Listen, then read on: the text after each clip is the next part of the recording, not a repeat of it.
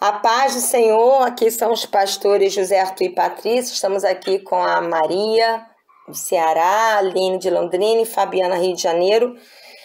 E hoje nós vamos conseguir acabar, se Deus quiser, o estudo sobre Apocalipse, só que nós estamos estudando sobre as características dos homens nos últimos dias, que faz um paralelo ao último versículo de Apocalipse 13, que fala do número 666. E então a Aline, nossa amada irmã, vai fazer uma oração inicial e nós então vamos imediatamente começar o estudo. Amém? Vamos lá. Amém. Obrigada, Senhor Jesus. Nós, Senhor Jesus, nos colocamos diante do Senhor, ó Deus, com uma ação de graça, Senhor Jesus. Amém. Porque somos, Senhor Jesus, pessoas privilegiadas, ó Pai. Somos, ó Pai amado, privilegiadas porque temos acesso à Sua palavra, Deus. E quantos, Senhor Jesus, têm o desejo, Senhor, de conhecer as Escrituras e já não podem, ó Pai. Por isso, ó Deus, nós queremos te agradecer, ó Deus. Oramos, ó Deus, para que o Senhor venha estar trabalhando dentro do nosso coração. Para que o Senhor, ó Deus, venha estar trabalhando na nossa mente. Não permita, Senhor Jesus, que o nosso pensamento, Senhor, fique fora deste momento, mas, Senhor, que nós possamos estar conectadas, Senhor Jesus, com a Tua palavra, com a verdade do Senhor, e que por meio da Tua verdade, Senhor, possamos ser livres, ó Pai. Em nome de Cristo Jesus, ó Deus, trabalha, Senhor Jesus, em nós e trabalha, Senhor Jesus, através de nós, ó Deus, para que possamos, Senhor Jesus, ser testemunhas, para que possamos, ó Deus, pregar a palavra do Senhor, ó Deus, não por palavras somente, mas principalmente, Senhor Jesus, por meio das nossas atitudes, ó Pai. Em nome de Cristo Jesus, abençoa, Senhor Jesus, a casa da irmã Maria, abençoa, Senhor Jesus, também a família, a casa, Senhor, da irmã Fabiana. Deus, em nome de Cristo Jesus, continua, Senhor Jesus, sendo com os pastores, ó Deus, usando a vida deles, ó Pai, guardando, ó Pai. Amém. Em nome de Cristo Jesus, a casa deles, em nome de Cristo Jesus, oramos, ó Deus, para que no nosso meio, Senhor Jesus, se existe alguma necessidade especial, Senhor Jesus, que o Senhor possa estar vindo de encontro, ó Pai. Em nome de Cristo Jesus, ó Deus, como igreja, Deus, nós, Senhor Jesus, agradecemos ao Senhor nesta tarde, em nome de Jesus. Amém? Amém. Amém. Então vamos lá. De novo?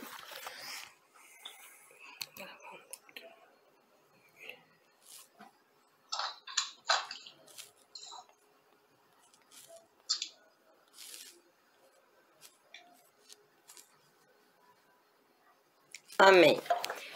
Então vamos lá agora para o estudo. Vamos abrir na página 11, né? Para quem tem o anexo, né?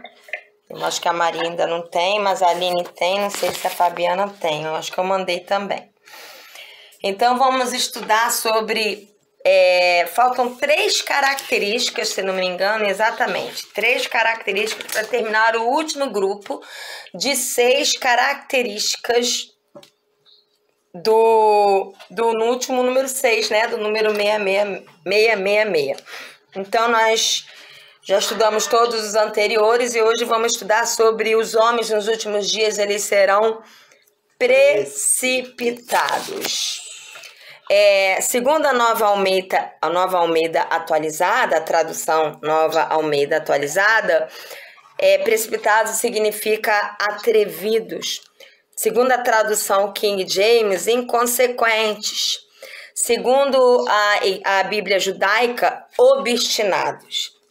Na tradução em inglês, temos... Fala aí, amor. Na tradução em inglês, a gente tem a palavra reckless, que significa uma pessoa que age com imprudência, por não prestar atenção. Por exemplo, a palavra reckless em inglês pode ser usada quando a pessoa está dirigindo um carro com uma mão só, né? E segurando o celular na outra. Isso aí é uma pessoa imprudente, né? Porque ela pode vir a causar um acidente. Então, esse é o termo que é usado em inglês para precipitado ou inconsequente, também chamado de imprudente, né? Então, uma pessoa que age com imprudência, por não prestar atenção, é descuidada em suas ações e escolhas, pois não se preocupa com as consequências. Vulgo, não pensa antes de falar, não pensa antes de fazer, e não é só porque é uma pessoa desligada, não. É porque não se importa se vai ferir, se vai magoar, se vai destruir a vida de alguém, se vai destruir uma família, se vai destruir o emprego de alguém, ou se vai gerar consequências sérias. Ele não está nem aí. Isso, a imprudência está muito de mão dada com o egoísmo, isto é, se eu não me importo com o que vai acontecer com uma família, ou com alguém, ou com alguma situação, eu estou pensando só em mim. Exatamente, porque o maior problema do imprudente, ou do precipitado, ou atrevido, não é a consequência que vem na vida dele, mas são as consequências das atitudes dele que vão gerar nas outras pessoas, né? Exatamente isso. Maria, você pode ler pra gente, minha querida, Provérbios, capítulo 20, versículo 12? Provérbios 20, versículo 12.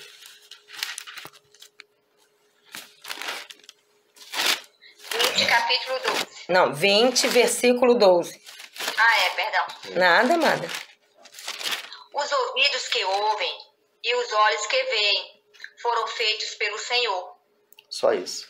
Explica aí, pastor. Parece até um provérbio assim, lógico, né? Poxa, que provérbio mais esquisito esse. Ouvido que ouve, olho que vê, né? O primeiro aspecto que nós vemos é quem criou o ouvido e o olho foi Deus. Então, ele sabe a melhor maneira de utilizar os seus olhos e os seus ouvidos, né? Você tem que ouvir só o que é bom, se afastar de fofocas, se afastar de maledicências, né? E em relação ao olho, não está nem na apostila que eu estou falando agora, tá? Em relação aos olhos, Jesus até disse, né? Se os teus olhos forem bons, todo o teu corpo será. Qual é a forma que você vê a vida? As pessoas, né? Sempre com aquela ideia negativa sobre elas. Como é que você vê a vida? Quais são os olhos? Qual é a lente que você vê a vida, né? Então, seria essa também uma das características desse versículo aí, né? Dentro desse ouvido que não é precipitado, entra aquele versículo, é estultícia responder antes de ouvir. Isso. Porque quando você responde uma pessoa antes de ouvir tudo que ela tem para falar, você pode até feri-la, inibi-la, ou impedi-la até de falar o que ela quer falar. E isso é um pouco de egoísmo. É verdade. Né? Então, os nossos ouvidos têm dois caminhos. Ou você usa eles como você quer, ou você submete o seu ouvido a Deus. Então, você vai ouvir aquilo que Deus quer falar. Você vai ouvir de forma inteligente. Você vai prestar o seu ouvido para ouvir só aquilo que vai edificar, segundo o coração de Deus. E é um ouvido atento à voz de Deus, que discerne a voz de Deus, e isso te ajuda a não ser precipitado. Porque quando você não está ouvindo a voz de Deus, ou quando você não está ouvindo segundo o coração de Deus, mas você dá ouvido a várias vozes, você acaba falando, agindo e reagindo de forma precipitada. Da mesma maneira, o olhar, né? Quando você olha só com a humanidade, sem estar com o teu olhar submetido a Deus, você acaba olhando julgando, né? Tipo assim, alguém tá chorando. Você pode olhar com misericórdia ou você pode olhar com cobrança. Alguém está com problema no casamento. Você pode olhar com misericórdia ou você pode olhar com fofoca. Né? Depende se os seus olhos vão ver, né? Segundo o que Deus ensina ou se os seus olhos vão ver segundo o que este mundo ensina. Então aqui fala... Ouvido que ouve é aquele que aprende a ouvir de forma inteligente, segundo o coração de Deus, atenciosamente, e disposto a obedecer. E aí você não vai ser precipitado. Segundo a Keywords... Isso foi extraído da Keyword Study Bible, que é uma Bíblia que vai direto aos originais, tá? Grego e hebraico. E os olhos que vêm são aqueles que aprendem a olhar com os olhos de Deus e fixam seus olhos em Deus, na vontade de Deus para cumpri-la. Quando você está com os teus olhos fixos em fazer a vontade de Deus, os teus olhos não se desviam para fazer a vontade das trevas. Você então não é precipitado, porque o precipitado está sempre fazendo a vontade das trevas. Acaba na prática de estar sempre magoando alguém, falando o que não deve, falando antes de ouvir, não pensando nas consequências. E o mundo está assim hoje. Tem até uma música do mundo que é isso aqui. Deixa a vida me levar, a vida leva eu. O que acontecer, aconteceu. Vou vivendo. Não pensa antes de falar, de viver até. Fala, não, vou falar não. Então, indo para a página 12. Precipitados usam mal seus ouvidos e seus olhos, prestando seus ouvidos a fofocas, intrigas e palavras enganosas, e seus olhos a indecências, imagens fantasiosas, ganância e a ignorar o próximo. Isso tudo é precipitado. Exatamente. Né? O que não é precipitado, ele é equilibrado. Até naquilo que a gente estava falando, que eu não vou falar claramente, mas eu tenho o meu sustento, mas eu não exploro ninguém. Isso não é precipitado, isso é equilibrado. Nem tão ao mar, nem tão à terra. Eu não quero ser sustentado e passo fome. Não. Né? Eu agora vou dar um testemunho que eu vou deixar gravado. Eu era desequilibrada. Né? Quando alguém me oferecia, sem eu pedir, me oferecia algo, eu recusava. Eu não queria receber ajuda. Eu era precipitada em dizer, não quero. Quando hoje... eu não só aceito, se Deus tocar no coração da pessoa, ver que é com sinceridade, como eu vejo a necessidade e rateio. Quem pode, eu não imponho. Quem pode, né? E eu sempre coloco o valor lá embaixo, que nem cobre o que eu preciso. Mas aí Deus toca no coração das pessoas que podem e dão até um pouco mais. Mas eu não chego, quem pode dar 100? Que hoje 100 por aí é nada. Para mim, R$100 é dinheiro. Eu também acho. Então eu falo assim, quem pode dar 10, 20? Para não humilhar aquele que não pode. Porque às vezes a pessoa pode dar 10, eu vou lá, peço 100, a pessoa não vai querer nem dar os 10, vai sentir um qualquer, entendeu? Então, a gente tem que ter precipitado, até na hora de pedir, a gente tem que ter equilíbrio, não ser precipitado. Exato. Né? Fabiana tá podendo ler? Mateus. Então, Fabiana, você pode ler para a gente Mateus, capítulo 6, versículo 22? Sim.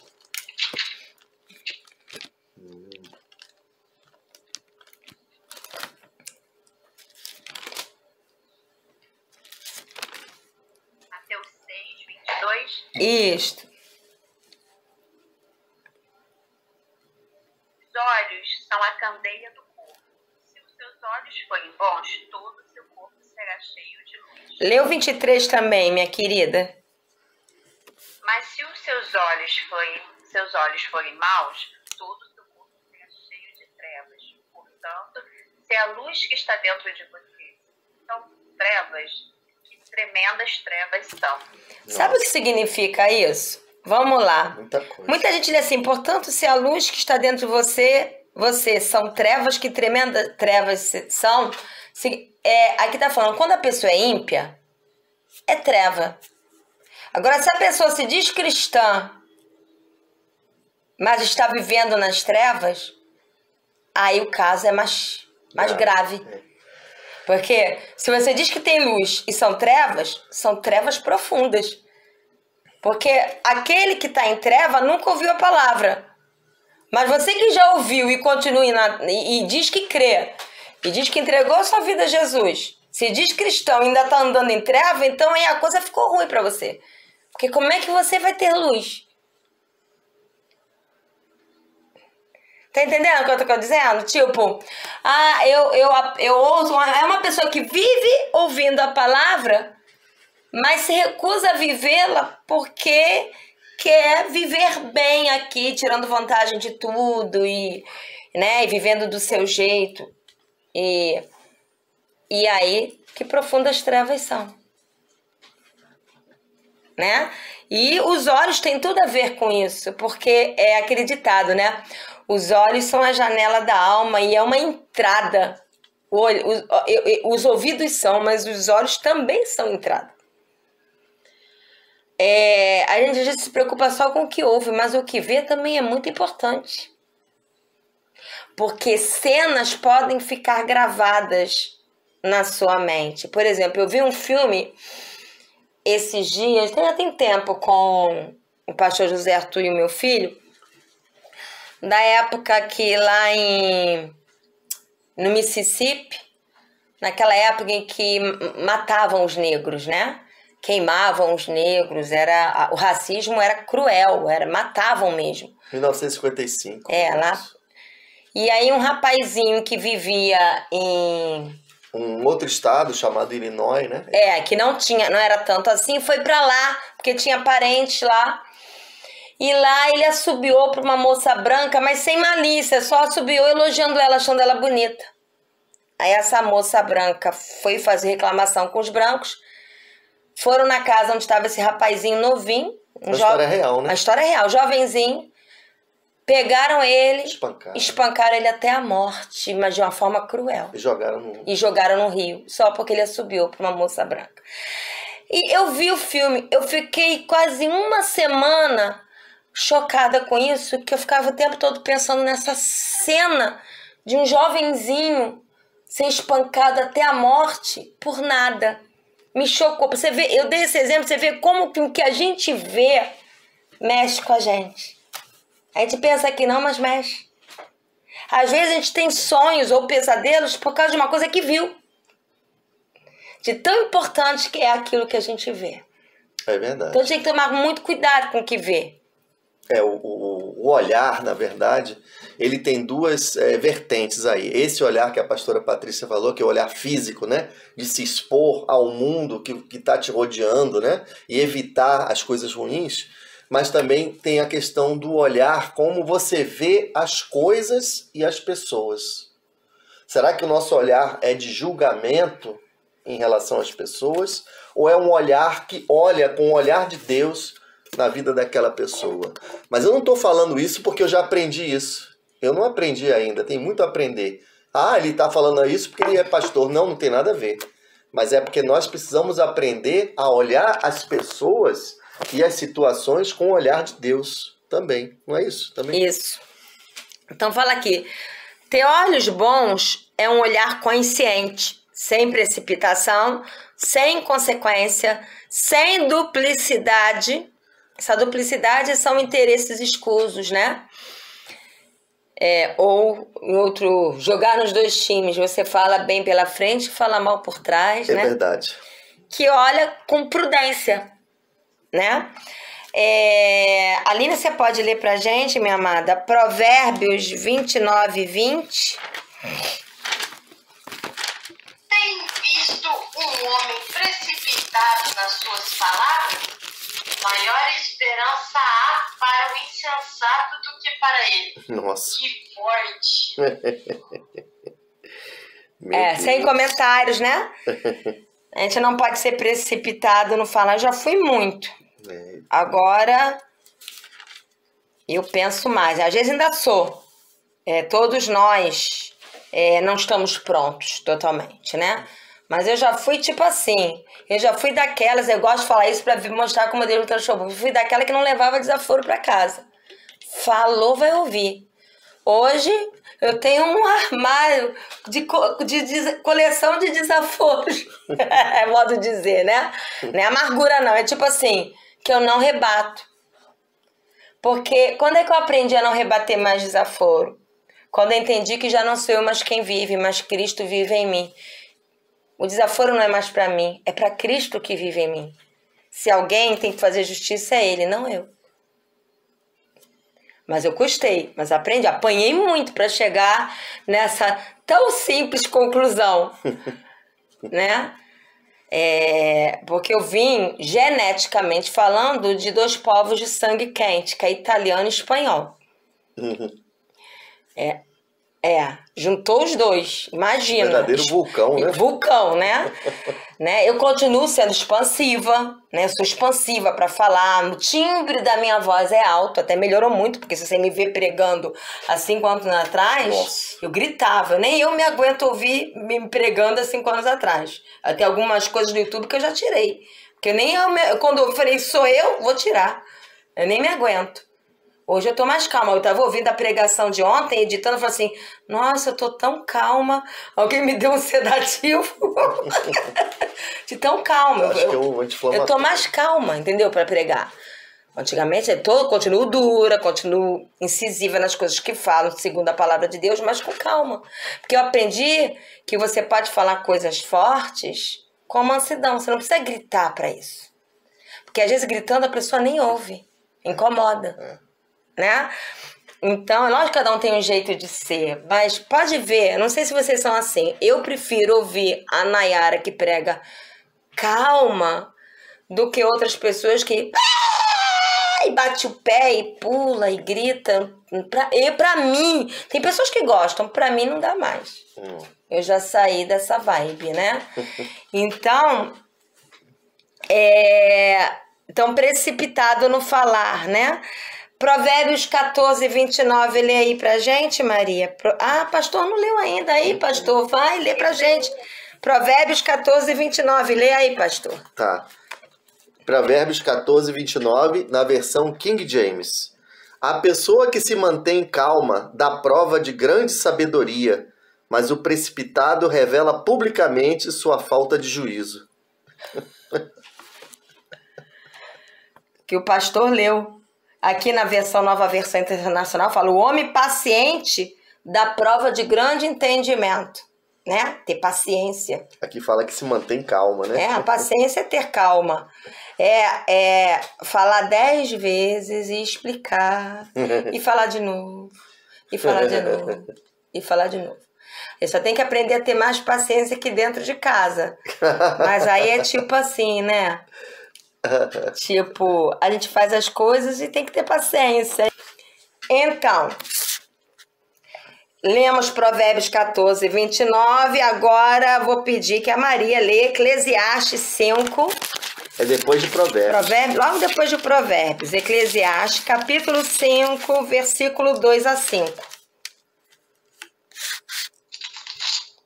É forte esse texto é forte. Não seja precipitado de lábios, nem apressado de coração para fazer promessas diante de Deus. Deus está nos céus e você está na terra. Por isso, fale pouco.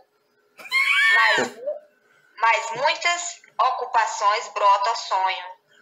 Do muito falar nasce a prova vã do tolo. Quando você fizer o voto, cumpra-o sem demora, pois os tolos desagradam a Deus. Cumpra o seu voto. É melhor não fazer voto do que fazer e não cumprir. É forte.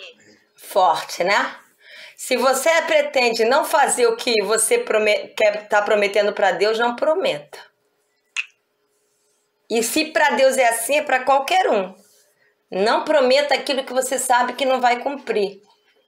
Ou se você prometeu, faça das tripas coração. Antigamente a gente era assim, né? Fazia as coisas e prometia muito. Hoje, porque eu não quero mais passar meus limites, eu aprendi a dizer não. Praticamente não, né? Então, aqui no post, aqui na apostila fala precipitado, que se comporta de maneira impulsiva, que age sem reflexão, que demonstra imprudência, imprudente ou apressado. Agora vamos ver sobre soberbos. Ficou alguma dúvida sobre precipitado? Ficou, Maria, Fabiana? Lembrando que você tem que ter em mente, né? Desculpa até cortar a Fabiana que falou, não, né?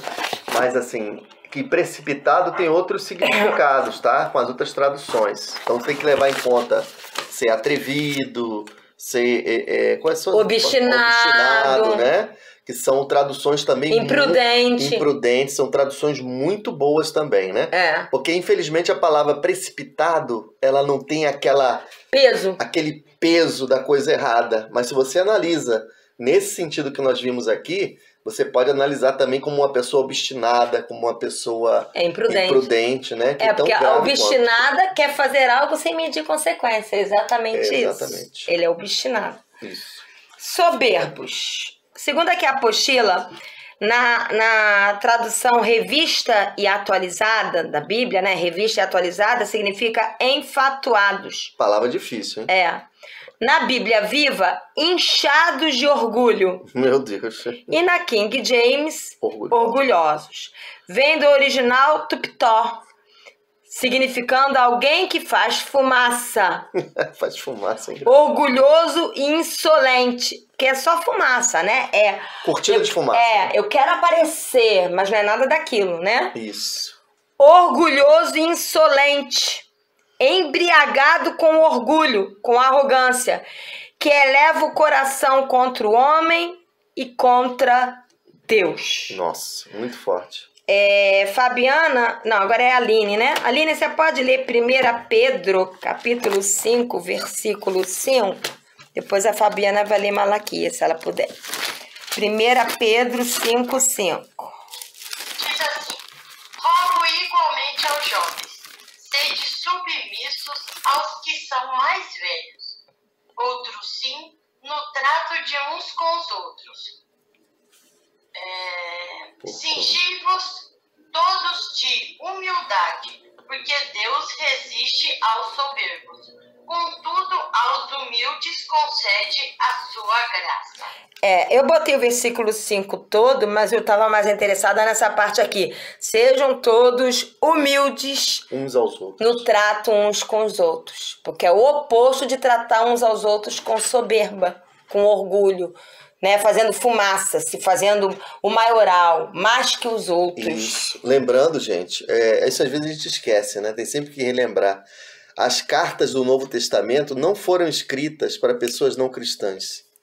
Elas foram escritas para o povo de Deus. Então, aqui o apóstolo Pedro está alertando para o perigo de nós nos tornarmos arrogantes. Que nem as características dos homens nos últimos dias. Exatamente.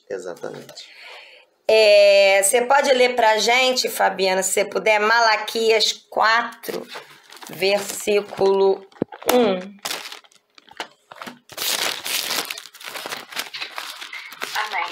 Amém. Pois certamente vem o dia, ardente como uma fornalha.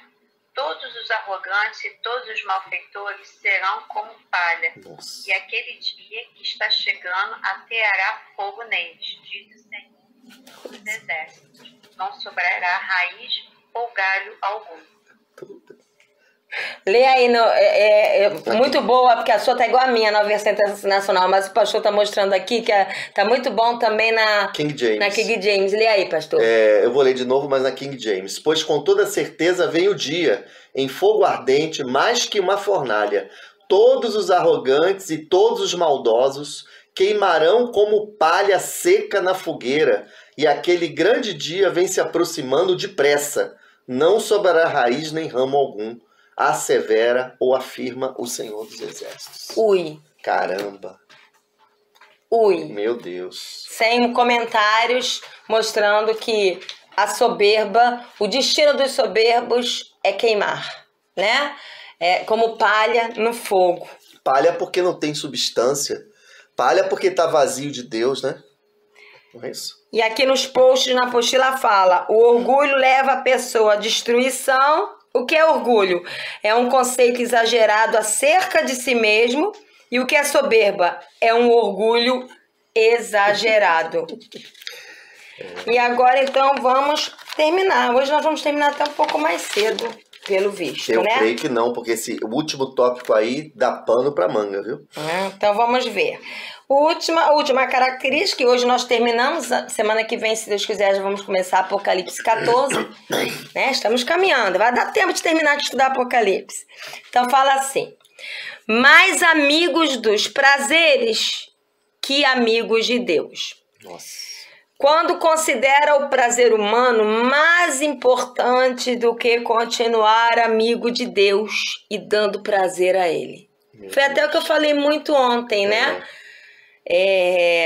Nosso prazer deve ser dar prazer ao Senhor. Qual é o seu maior prazer? Dar prazer ao Senhor. Esse tem que ser o nosso maior prazer. Quando fazer a vontade humana está acima de fazer a vontade de Deus. Valorizar o seu próprio prazer acima de tudo e de todos é ser um egoísta e egocêntrico. Quer falar um pouco, pastor? Na verdade, essa parte de mais amigos dos prazeres que amigos de Deus, ela pode ser resumida num trecho da palavra de Deus que diz assim: aquilo que é eu só não estou me lembrando agora o trecho, tá, gente? Aquilo que é exaltado entre os homens é abominação para Deus. Isso significa o quê? O que a nossa sociedade valoriza, o status social, a riqueza, o desprezo aos mais pobres, a valorização da vulgaridade, seja na área musical, seja na área cultural, né? Seja em várias áreas, invertendo valores, isto é, aquilo que Deus valoriza, a sociedade desvaloriza e joga os valores deles para cima. Então isso é que você ser mais amigo dos prazeres que amigo de Deus. Quando você despreza a palavra de Deus e considera o que a televisão, o que o cinema, o que as músicas te ensinam, né? É isso que eu compreendo como ser mais amigo do prazer do que amigo de Deus. Por exemplo, selfie. Sabe o que é um selfie, né, gente? Como é que é? Duck face. É? Lá, duck face. Selfie vem de selfish, que significa egoísta. Você sabia que a palavra selfie, existe uma palavra em inglês chamada selfish. Selfish, em inglês, é egoísta.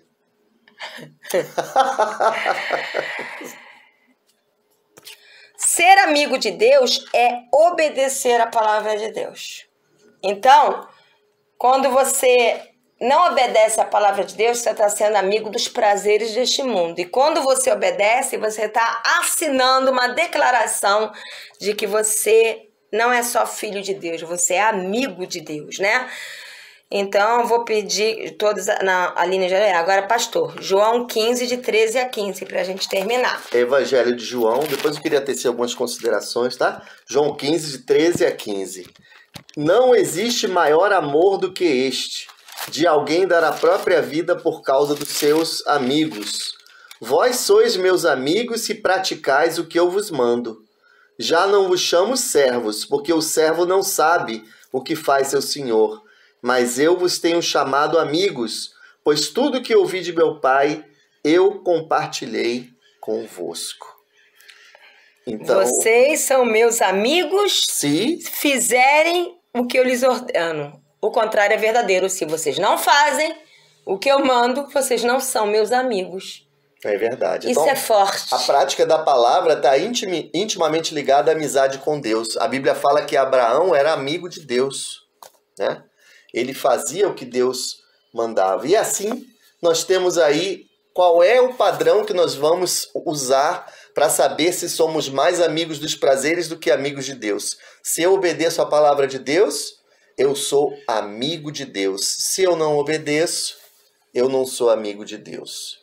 E o julgamento vem para todos, né, gente? A gente sabe disso porque lá em Romanos fala que até mesmo o índiozinho, lá no meio da floresta, ele talvez, isso eu me baseio num dos trechos da palavra de Deus que o Senhor vem, se não me engano, é o começo de 1ª e 2ª Tessalonicenses, que fala que o Senhor vem para julgar a terra. E o índiozinho no meio da floresta, você pode até alegar, né? E o índiozinho, o que vai acontecer com ele? Olha, a Bíblia fala que os céus manifestam a glória de Deus. Significa que o índiozinho vai ser julgado, né? Não porque ele ouviu ou não falar de Jesus, porque pode ser que ele nunca tenha ouvido, mas se ele constrói uma estátua, se ele constrói um ídolo para adoração, ele será condenado. A Bíblia é muito clara, tá, gente? Vão ser julgamentos se vê se a pessoa obedeceu a Jesus Cristo e se nunca ouviu falar de Jesus, se reconheceu Deus na natureza. É isso.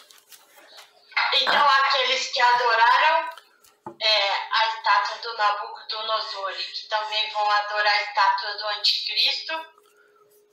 Exatamente. Condenados. Lembrando, Aline, que o livro de Apocalipse, tá? É um livro simbólico. Então, quando você fala a estátua do Anticristo, já é uma disposição mental presente em toda a sociedade sem Deus. Você vê, quando tem uma mania, né, uma coisa, todo mundo segue.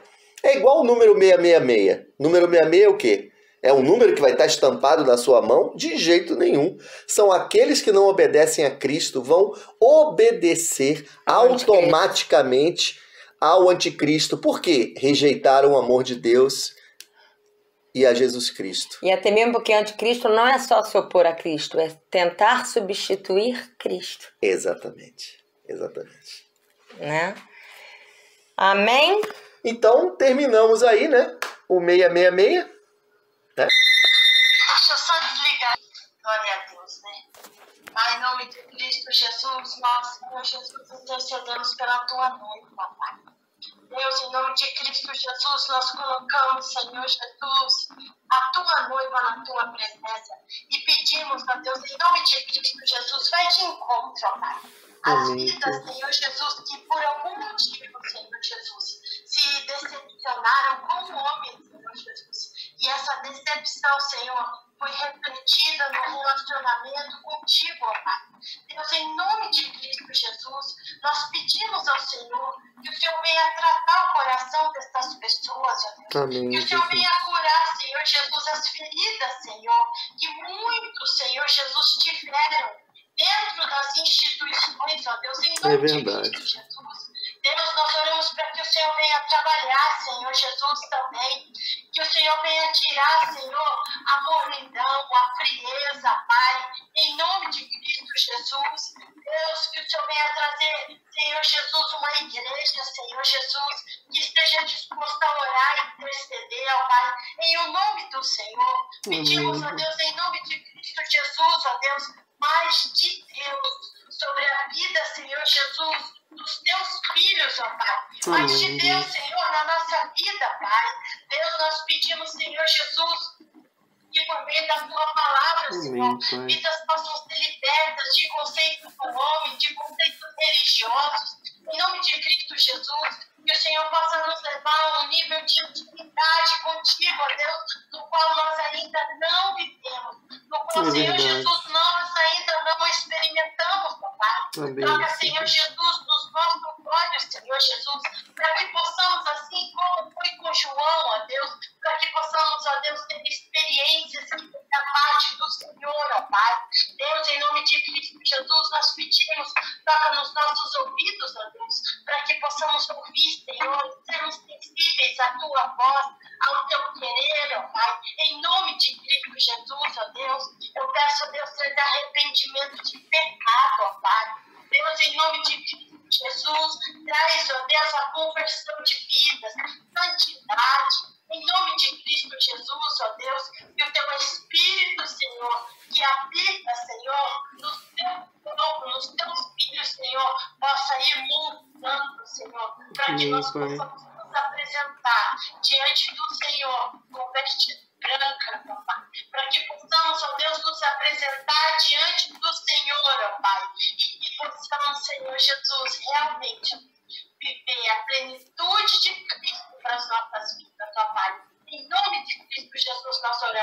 porque Senhor venha trabalhar nos altares, para que a tua palavra, Senhor, possa realmente ser prioridade dentro dos templos agudos.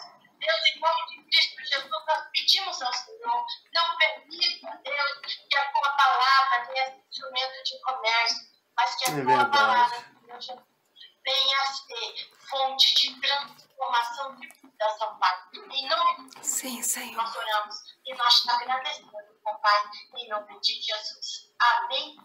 Amém.